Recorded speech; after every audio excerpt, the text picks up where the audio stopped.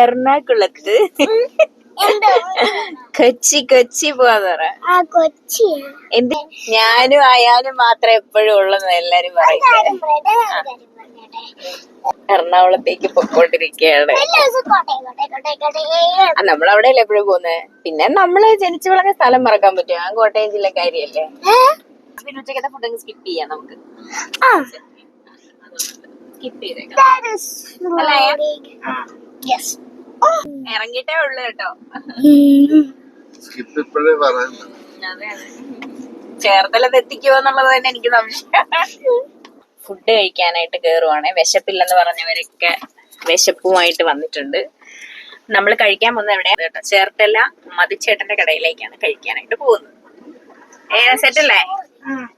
ചോറ് നല്ല ചോറും മോരും മീൻകറിയും പാൽക്കപ്പ്. എന്റെ പൊന്നെ, അതൊന്നുമല്ല മധു വേണമെന്ന് പോയത്.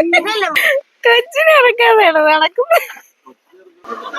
ഒരു സ്കിട്ട് മതി. ഇങ്ങോട്ടോ അവൻ അവിടെ വെച്ചത്.